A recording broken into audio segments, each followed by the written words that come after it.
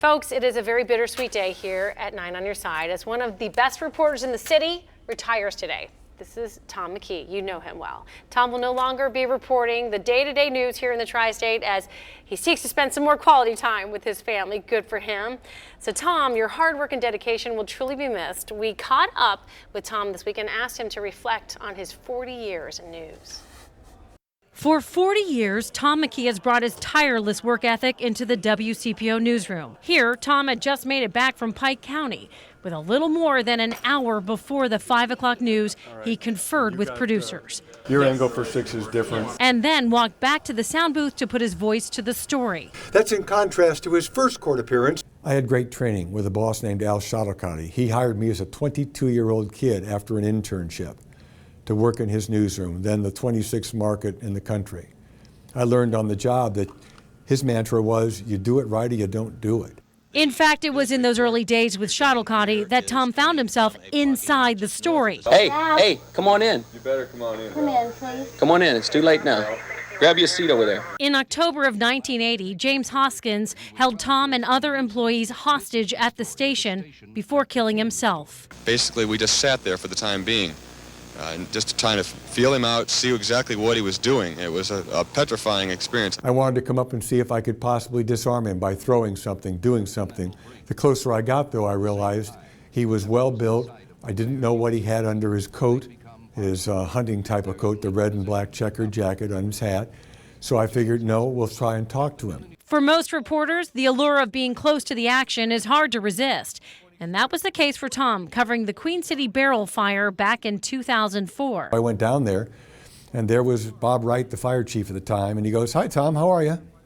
And he knew I was at the command post from that moment on, and I never left the command post. He never asked me to leave the command post. It was exciting because I was right in the middle of it all. It was exciting because I was able to give people real-time information that helped them. It was exciting because that's the kind of story you dream of doing. Tom won a Walter Cronkite Award for his series of interviews with politicians, affording viewers the chance to ask questions themselves. These days, he defends journalists and journalism. I can tell you this, despite the claims of fake news, which are totally inaccurate, because if people watched us work, they know that there is no such thing. Our responsibility has always been to give people fair information, accurate information, and thorough information. And that's the way Tom wants to be remembered. I found if you're fair and honest with people, and if you do your job with integrity, people are going to call you back. They'll do interviews with you. They'll give you information that perhaps they wouldn't give to someone else. You know, it's a two-way street. You be fair with them, they be fair with us, and guess what? It all works out. It all works out. I mean, very true words there, absolutely. And it is so very true about you. People, when I called the other day there was a proclamation for you about giving it to you, the mayor's office said, for Tom, of course, we'll do that for Tom. We'll be happy to get that done. And so they made this today, Tom McKee Day in Cincinnati. And I guess I would ask you, is there one story that sticks out over all the others for you, or one moment?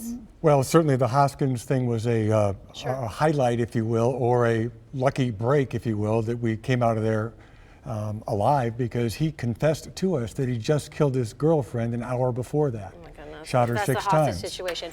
So there was Hurricane Katrina. There was the Gatlinburg fires. There was Virginia Tech. There were all the different stories here, the Reds, Bengals, Kentucky Speedway, you name it.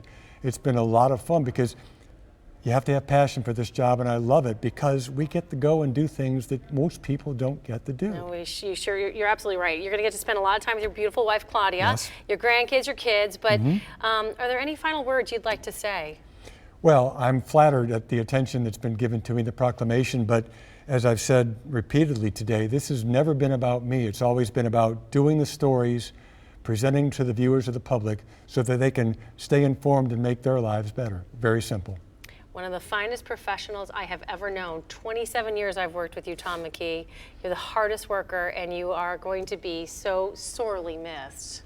I think I speak for all of us when I say that. Thank you. We love you, and we'll see you again. Don't worry about that.